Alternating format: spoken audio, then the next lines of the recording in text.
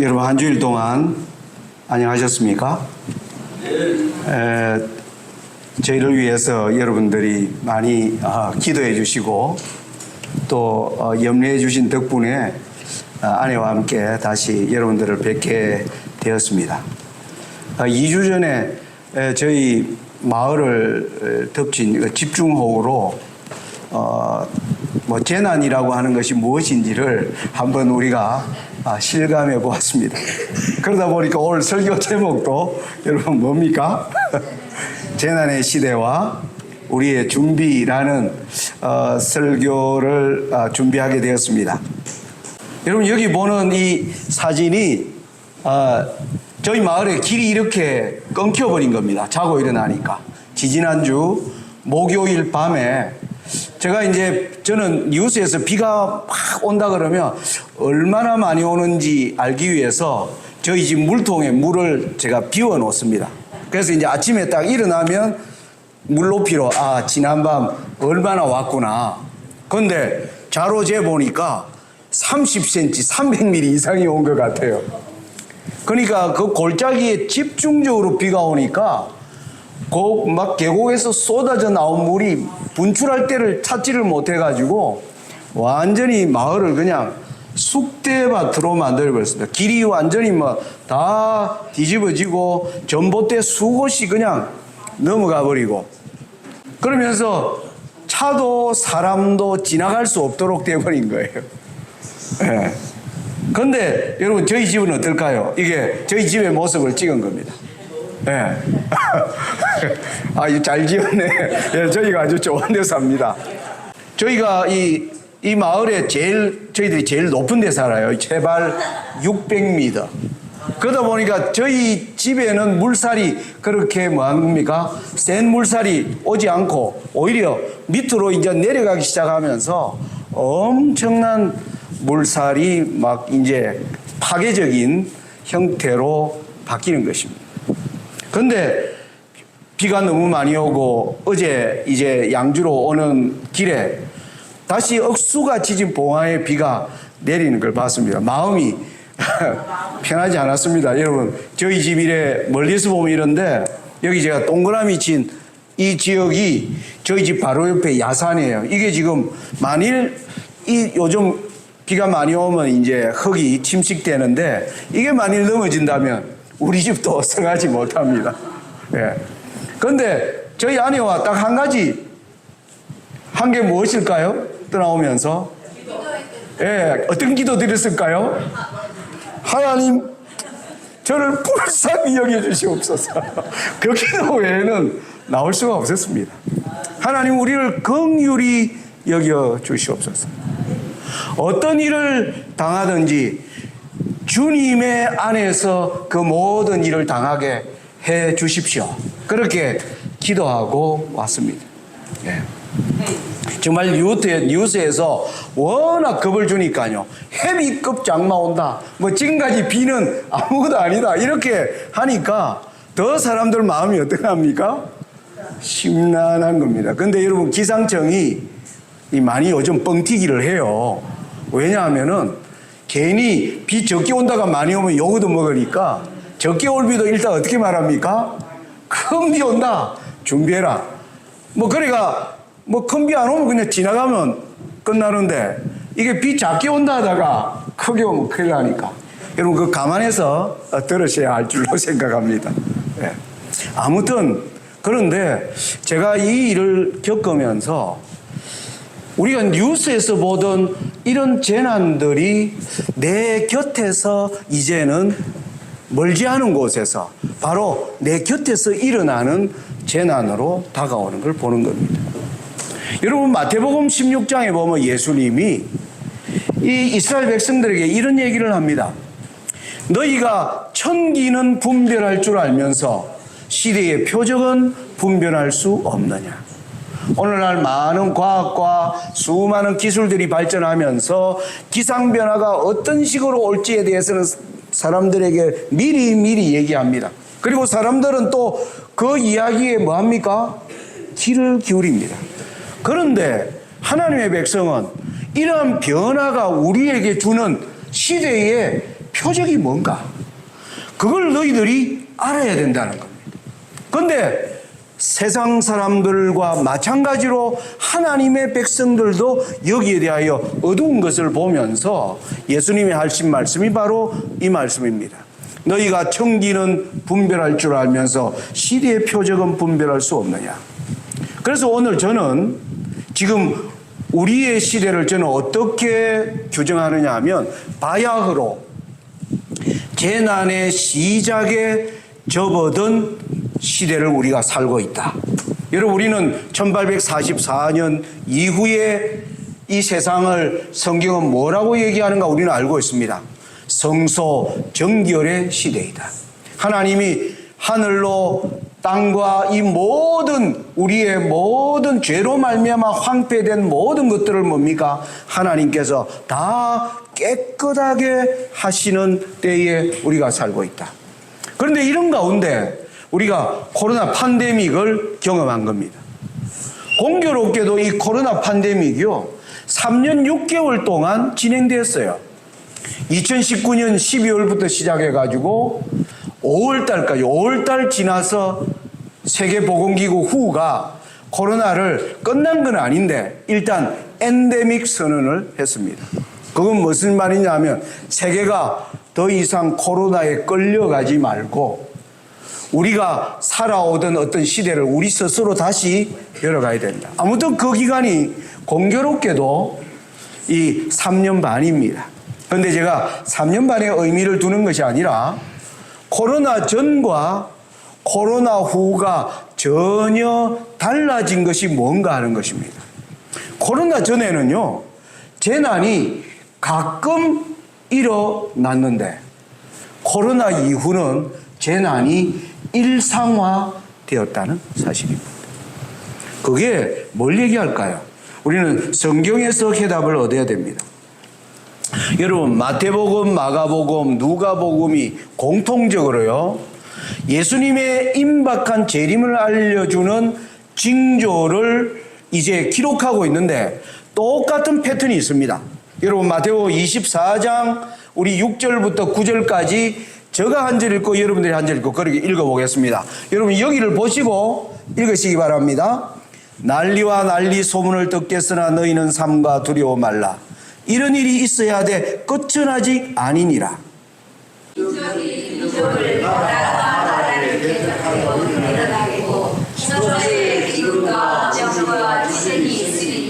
이 모든 것이 재난의 시작이니라. 9절입니다.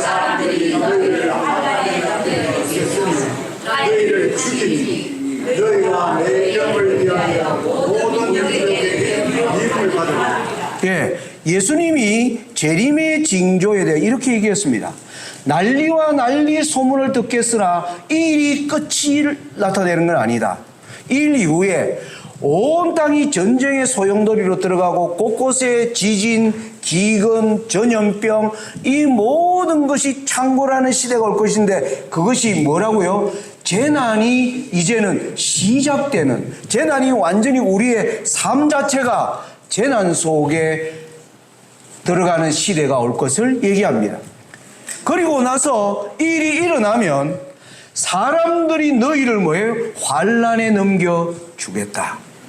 그래서 난리의 시대와 난리와 난리의 소문을 듣던 시대에서 우리가 재난을 직접 이제는 겪는 재난의 시작의 시대가 오고 이 시대는 환난의 시대로 우리를 이끌어간다는 것이 마태복음 24장의 내용입니다.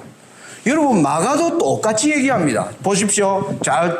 제가 읽어볼 테니까 따라오십시오. 난리와 난리 소문을 들을 때 두려워 말라. 이런 일이 있어야 돼 끝은 아직 아니니라.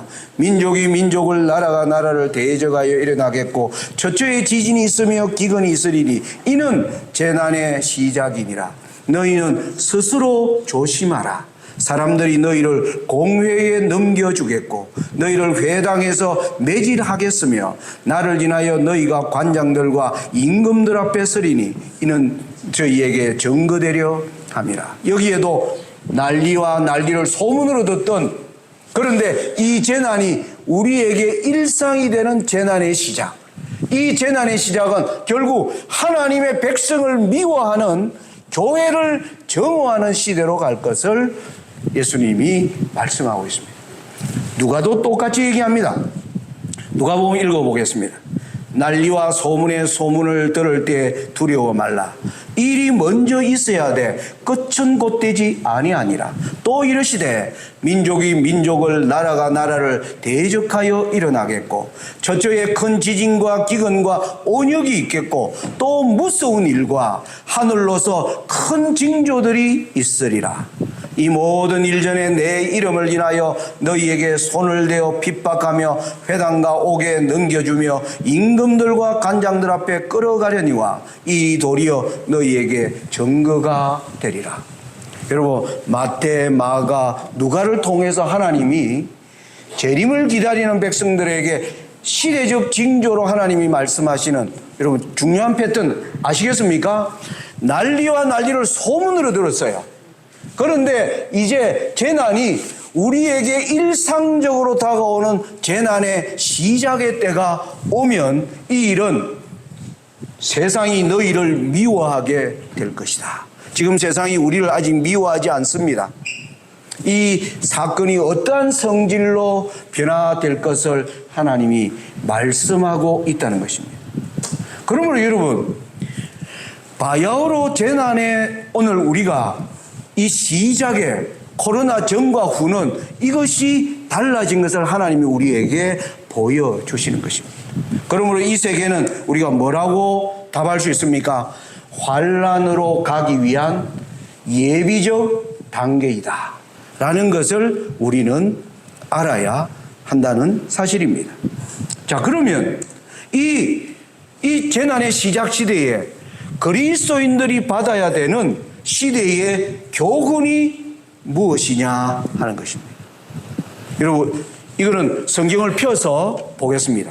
여러분, 요한계시록 7장을 펴시기 바랍니다. 요한계시록 7장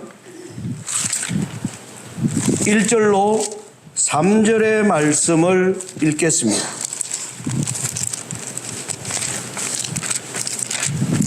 요한계시록 7장 1절로 3절입니다. 이후에 이 일 후에 내가 네 천사가 땅 네 모퉁이에 선 것을 보니 땅의 사방의 바람을 붙잡아 바람으로 하여금 땅에나 바다에나 각종 나무에 불지 못하게 하더라. 또 보매 다른 천사가 살아계신 하나님의 인을 가지고 해 돋는 데로부터 올라와서 땅과 바다를 해롭게 할 권세를 얻은 네 천사를 향하여 큰 소리로 외쳐 가로되 우리가 우리 하나님의 종들의 이마에 인치기까지 땅이나 바다나 나무나 해하지 말라 하더라.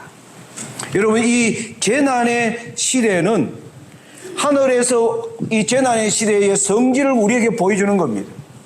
이 세상을 뭡니까? 재난의 완전히 소용돌이로 환난으로 이끌고 갈 천사들이, 하나님이 지정하신 천사들이 있습니다. 그 천사들에게 그 환난의 때가 오기 전에 재앙의 바람을 뭐하라? 붙잡으라. 지금 재난이 지금 아직 모두를 휩쓸어 갈 것처럼 우리에게 임하지 않습니다. 우리에게 직접 그것을 느끼면서 다가오는 거죠. 왜 하나님이 이 재난의 바람을 속도 조절을 하나님이 천사들에게 하도록 하고 있습니다. 왜요?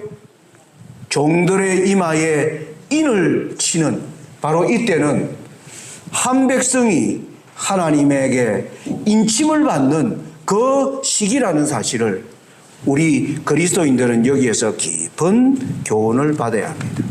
자, 그러면 인침을 받은 백성들이 어떤 사람이냐면 7장 14절에 설명이 나옵니다. 그러면 인침받는 사람들이 14절입니다. 내가 가로되 내 주여 당신이 알리다 하니 그가 나더러 이르되 이는 큰 환난에서 나오는 자들인데 어린 양의 피에 그 옷을 씻어 희게 한 자들이니라. 여러분, 여기에서 우리가 얻는 교훈이 뭡니까? 지금 이 재난의 시대는 하나님이 완전히 파괴하지 못하도록 아직은 바람을 붙잡고 있는 시대인데, 이때에 저와 여러분은 무엇으로 준비되었느냐 하면 어린 양의 피에 그 옷을 씻어 희게 한 자들만 여기에서 이 재난에서 살아남을 것이라고 말하고 있는 것입니다. 여러분, 어린 양의 피에 그 옷을 씻어 희게 하는 의미가 무엇인가를 우리가 뭐 하는 겁니까? 잘 이해하고 알아야 한다는 사실입니다. 여러분, 이게 하나님이 어디를 통하여 이 일을 하시려고 하는가 합니까? 저와 여러분이 어린 양의 피에 그 옷을 씻어 희게 하도록 하기 위해서 하나님이 우리를 위하여 세우신 것이 있습니다. 그게 뭔지 아세요? 여러분, 히브리서 12장의 말씀을 보겠습니다. 히브리서 12장입니다.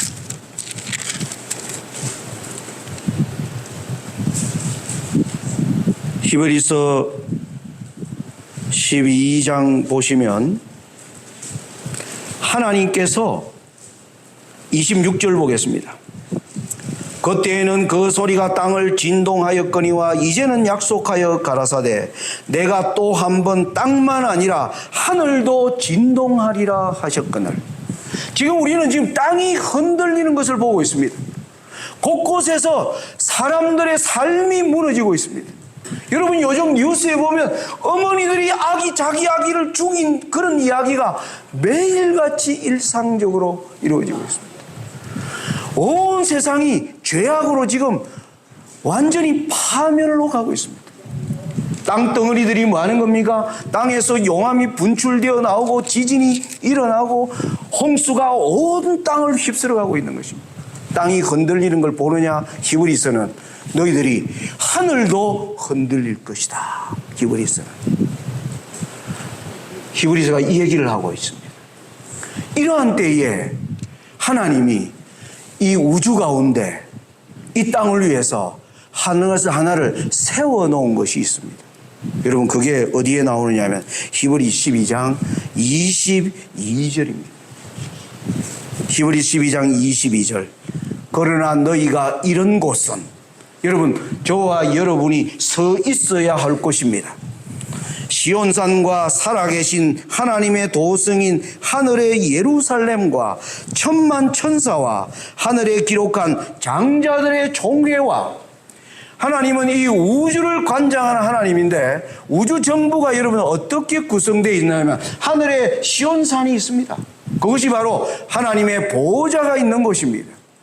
그 시온산에 하나님의 정부가 22절에 보니까 살아계신 하나님의 도성인 하늘의 예루살렘 정부가 있어요.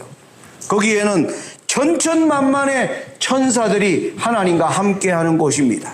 그리고 또 하늘에 기록한 장자들의 총회가 있습니다. 이 땅에는 뭐가 있을까요? 그 다음 절입니다. 이 땅에 뭐가 있나요? 그 다음에 나오는 성경절, 성경 보십시오. 히브리 12장 23절. 하늘에 기록한 장자들의 총회와, 그 다음에요, 교회와. 여러분, 교회가 이 흔들리는 세상에서 마지막까지 살아나도록 하나님이 세우신 곳이 교회입니다. 저와 여러분이 생각하는 교회는 어떤 곳입니까? 저는 오늘 여러분들에게 교회를 통한 하나님의 계획을 말씀드리고자 합니다. 오늘날 세상 사람들의 눈에 교회는 하찮은 곳이 되어버렸습니다. 교회를 사람들이 비웃습니다. 여러분들이 이 양주 지역에 여러분들이 꿈을 가지고 이렇게 큰 교회를 지었습니다. 여러분, 이렇게 될 줄 알고 여러분 알았더라면 여러분의 재산과 여러분의 젊음을 여러분 여기 투자하셨겠습니까? 왜 이렇게 된 겁니까? 왜 교회가 이렇게 연약하게 된 것입니까? 하나님은 교회에 대하여 원대한 꿈을 가지고 계십니다. 제가 교회로 신앙을 시작한 지 42년이 되었습니다. 올해. 그런데 제가 오랫동안 교회에 대한 하나님의 꿈이 이런 것인 줄 제가 몰랐어요. 제가 오랫동안 몰랐습니다. 제가 처음에 신앙할 때 어떻게 하냐면, 교회가 왜 이래? 목사들이 왜 이렇게 마음에 안 들어? 교인들이 다 생각이 다르고 교회 오니까 오히려 스트레스가 더 생겨요. 그냥 교회 안 나가면 편한데,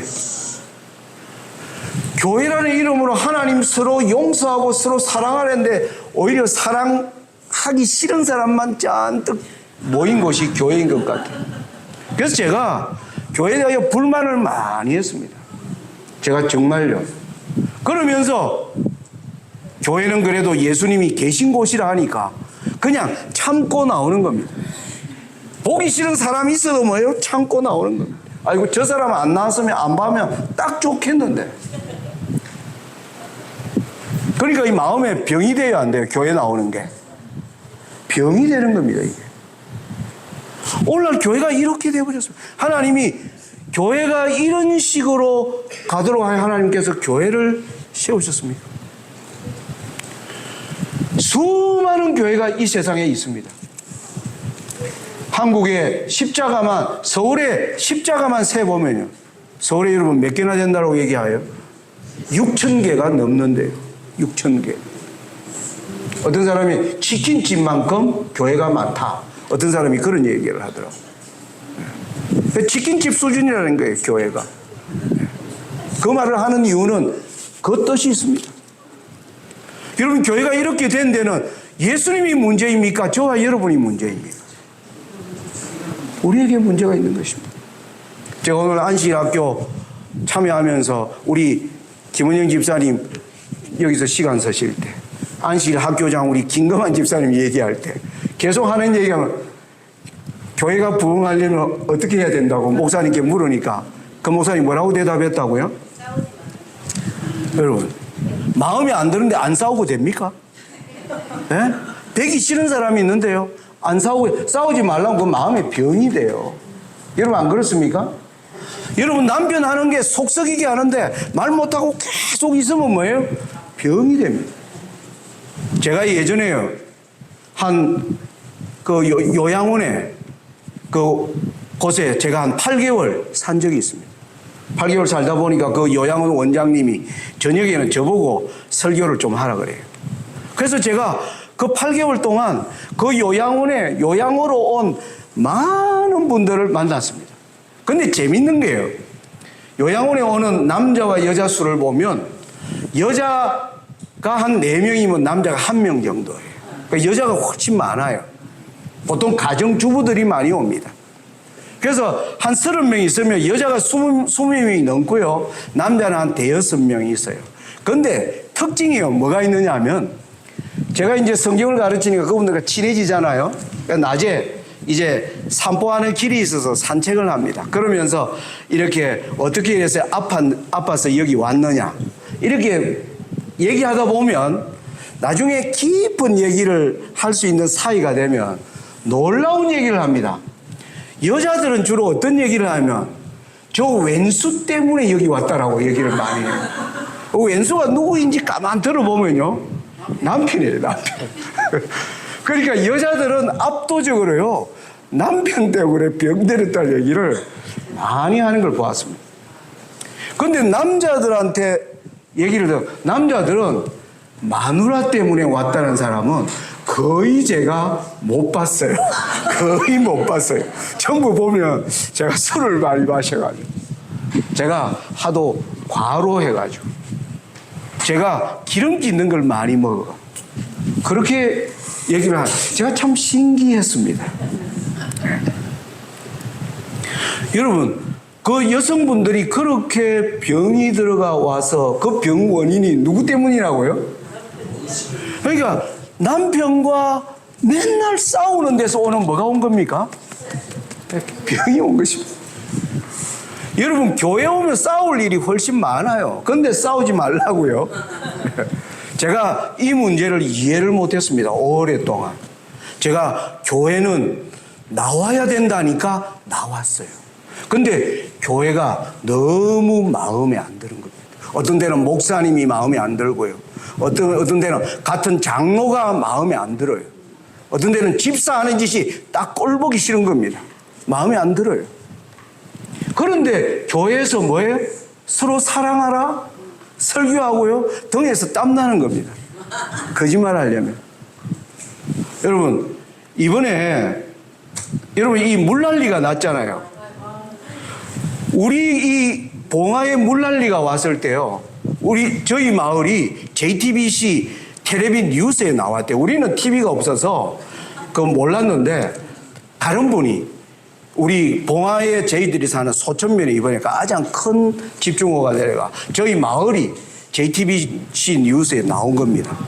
여러분 뉴스에 나오다 보니까 군수고 다 찾아왔어요. 이제 전부 우리 마을을 다 찾아오는 거예요. 왜 뉴스까지 나오니까. 그래서 군 차원으로 뭐 하는 겁니까? 포크레인이 뭐 석 대가 투입되고 덤프 트럭이 여러 대가 덤프 트럭이 맨날 오르락 내리락 하면서 이제 도로를 뭐 하는 겁니까? 무너진 것을 보수하는 겁니다. 그런데 여러분, 군에서 찾아올 때 우리에게 제일 먼저 준 게 무엇일까요? 아시는 분? 퀴즈입니다. 라면. 맞추는 분한테 제가 다음 주에 선물 드리겠습니다. 뭘까요? 우리 서장모님 뭘까요? 식량. 건빵. 약. 이거. 이불, 담요. 다 틀렸어요. 예? 누가 물이라 했어요? 예. 예. 물을 가지고 왔습니다. 여러분, 물난리로 전신에 물인데 뭘 가지고 온 겁니까? 물 가지고 온 거. 이 무거운 물을요, 길이 끊어져 놓으니까 차도 못 가져오고 저 밑에서 그 산길을 다 들고 물난리가 났는데 고물을 먹으려고 제가 참 많은 생각을 했습니다. 생수가 마실 물은 없다는 겁니다. 여러분, 교회가 이렇게 범람하는데 하나님의 말씀으로 생수를 주는 교회가 없다는 사실입니다. 여러분, 그러면 되나요? 하나님은 교회에 대한 높은 뜻을 가지고 있습니다. 여러분, 지금 이번 3기에 여러분들이 공부하는 교과가 뭡니까? 에베소입니다. 여러분, 에베소가 무엇에 대하여 얘기하는 책인 줄 압니까? 교회에 대하여 이야기합니다. 여러분, 에베소서 3장 9절로 11절의 말씀을 제가 한 절 읽고 여러분들이 한 절 그렇게 읽겠습니다. 영원부터 만물을 창조하신 하나님 속에 감추었던 비밀의 경륜이 어떠한 것을 드러내게 하려 하심이라. 10절입니다.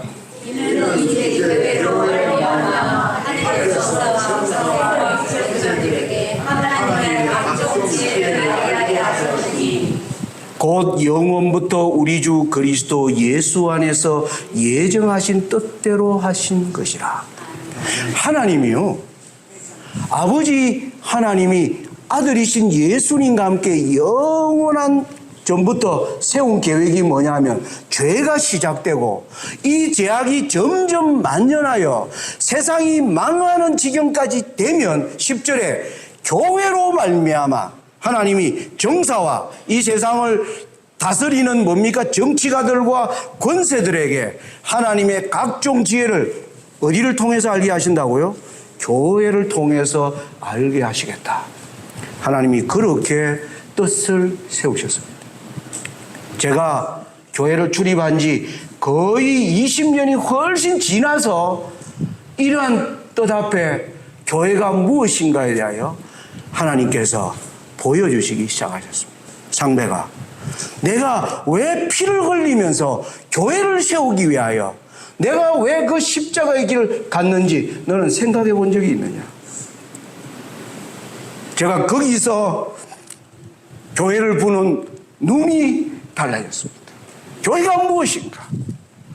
여러분, 오늘 이 흔들리는 세상 가운데 교회를 어떻게 세우는가가 하나님이 우리에게 가장 원하시는 것입니다. 교회를 교회답게. 어떻게 교회를 교회답게 할 것인가? 세상 사람들이 교회가 하는 메시지에 세상 사람들이 귀를 기울이고 듣도록 어떻게 할 것인가? 여러분 요한계시록 보시면 12장에 해를 입은 아름다운 진리로 준비되어 있는 교회를 보여줍니다. 그리고 요한계시록 17장에 보면 세상을 타락으로 이끌어가는 거짓된 교회를 보여줍니다. 요한계시록의 싸움은 진실된 교회와 타락된 교회의 싸움임을 마지막 때의 특징이 이것으로 기결될 것을 얘기합니다. 여러분 우리 영주중앙교회가 하나님의 진리로 준비된 교회가 안 되면요 우리는 음료에 속한 교회가 될 것입니다.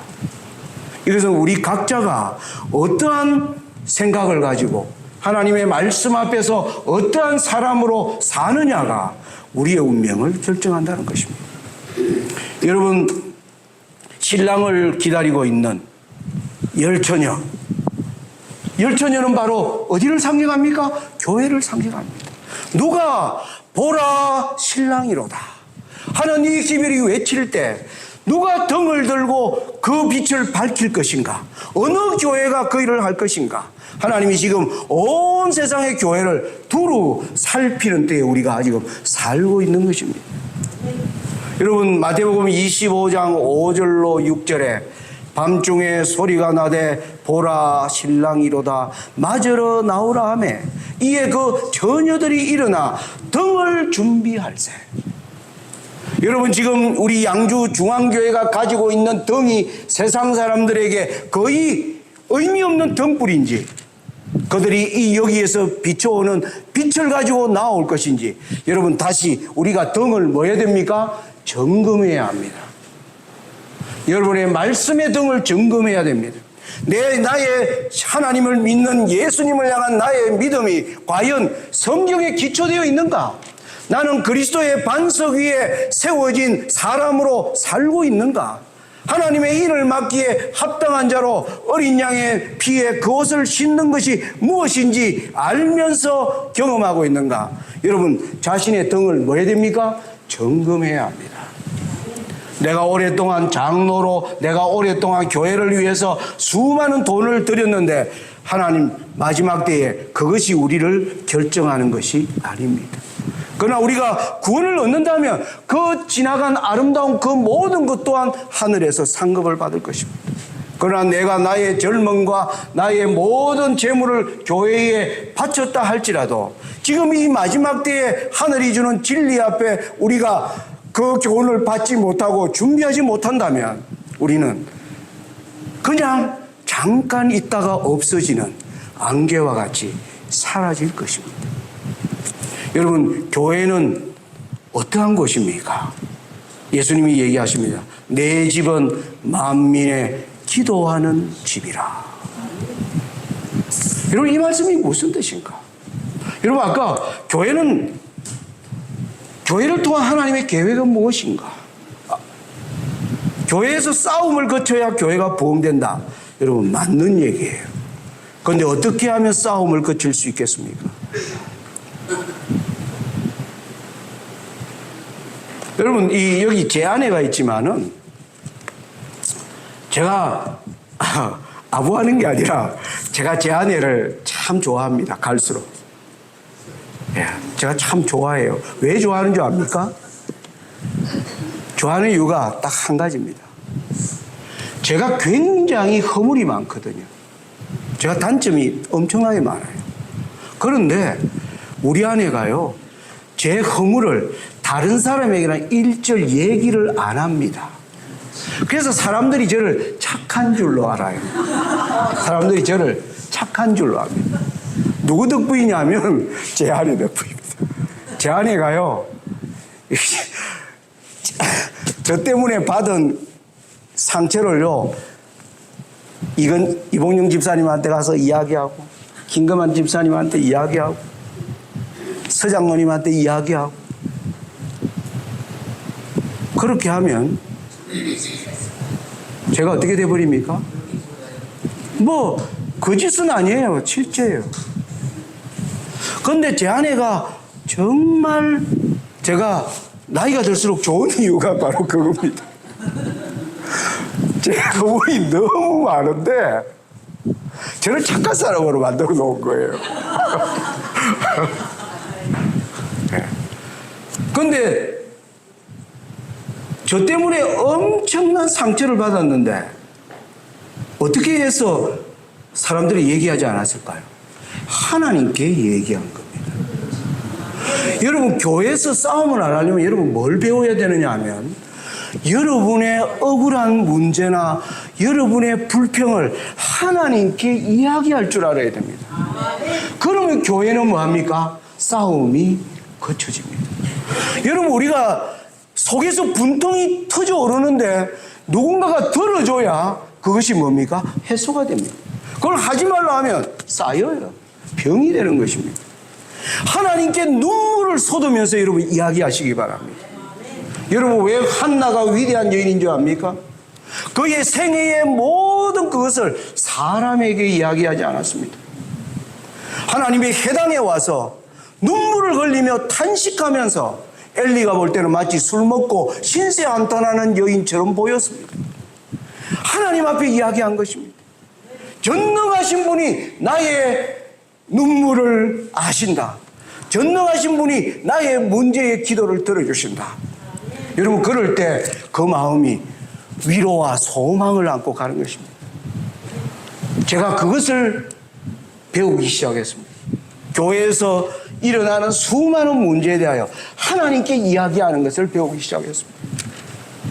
제가 미워하는 그 사람에 대하여 하나님께 이야기했을 때 하나님이 그 사람이 예수님의 십자가로 말미암아 얼마나 고귀한 사람인가를 저에게 깊이 생각하게 해주었습니다. 그 형제를 미워하는 마음이 저절로 사라지는 것을 누구에게 이야기했을 때? 하나님께 이야기했을 때. 여러분, 세상 사람이 교회에 와서 그것을 볼 때 세상과 교회가 뭐하다는 거? 다르다는 것을 알게 되는 것입니다. 교회는 들으시는 분이 있다.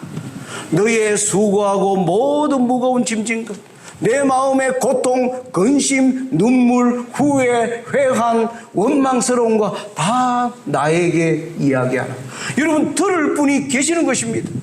이분은 들을 뿐만 아니라 해결책을 주시는 분이십니다. 여러분, 왜 우리가 비싼 돈을 가지고 상담하러 갑니까? 의사들에게요. 이 사람들이 우리 얘기를 들어주고 뭐 하는 겁니까? 어떤 좋은 처방이라도 줄까봐. 그런데 의사들이 처방해 주는 게 다 부작용 많은 약밖에 못 줍니다. 듣고 나서. 누구에게 이야기해야 됩니까? 우리의 말을 들어주시는 하나님은 들으시고 우리를 치료해 주시는 분이십니다. 교회가 싸움을 그치려면 교인들이 뭘 할 줄 알아야 돼요? 하나님께 이야기하는 것입니다. 남편으로 말미암아 받은 상처를 하나님 앞에 이야기하는 것입니다. 내 아무개 집사한테 이야기하는 것이 아니라. 그럴 때 여러분, 성도들이 변화되는 것입니다. 여러분, 우리는 지난 2기 동안 세천사 기별을 배웠습니다. 요한계시록 14장의 세천사 기별의 결과가 성도들의 인내가 여기 있나니, 성도들입니다. 함께 이루어가는 인내입니다. 그건 바로 어디입니까? 교회입니다. 교회에서 성도들이 함께 인내하면서 하나님의 형상으로 함께 자라가도록 하나님이 교회를 세우신 것입니다. 여러분, 요한계시록이 성도들의 인내를 얘기하는 요한계시록이 성도들의 모습이 제일 처음으로 나오는 곳이 여러분 어디인지 아십니까? 요한계시록 6장입니다. 여러분, 요한계시록 6장으로 가보겠습니다. 요한계시록 6장 9절입니다. 다섯째 인을 떼실 때에 내가 보니 하나님의 말씀과 저희의 가진 증거를 인하여 죽임을 당한 영혼들이 제단 아래에 있어 큰 소리로 불러가로되 거룩하고 참되신 대주제여 땅에 거하는 자들을 심판하여 우리 피를 신원하여 주지 아니하시기를 어느 때까지 하시려나이까 하니. 성도들이 뭡니까? 자신들을 죽이기까지 하는 이 원수들에 대한, 여기에 대한 문제를 그 원수들을 찾아가는 것이 아니라 하나님께 이야기하는 것. 하나님, 우리의 억울함을 하나님 풀어주시옵소서. 이게 바로 성도들의 모습입니다. 여러분, 앞으로 우리를 아주 죽이기까지 미워하는 그런 사람들을 만나게 될지도 모릅니다. 여러분, 그러한 지경에 있을 때 성도들이 누구에게 이야기하는 것입니까? 하나님께 이야기하는 것입니다. 여러분, 6장 우리가 읽은 이 다음 절 보십시오. 10절에 그들이 하나님께 했더니 11절에 각각 저희에게 흰 두루마기를 주시며, 하나님께 이야기하는 자에게 하나님은 뭘 주신다고요? 흰 두루마기를 주시는 것입니다. 어린 양의 피에 그 옷을 씻어 희게 하였다는 말은 하나님께 자신의 모든 문제를 하나님께 이야기하는 자에게 하나님은 그들에게 뭘 주십니까? 자신의 흰 두루마기를 주시는 것입니다. 교회는 만민의 기도하는 것입니다. 여러분, 교회를 통한 하나님의 계획은 바로 뭡니까? 이 어두운 시대에 교회가 희망입니다. 이 일을 위해 하나님이 여전히 우리를 만든다는 겁니까? 지금 신뢰하시고 우리에게 지금 은혜의 은혜를 주시는 것입니다. 이 재앙의 때에 하나님 앞에 서는 것이 무엇인지, 참으로 교회를 하나님의 그 놀라운 그 길을 만들어 가는데 저와 여러분들이 함께 걸어가는 귀한 성도들이 되시기를 바라면서 오늘 말씀을 마칩니다.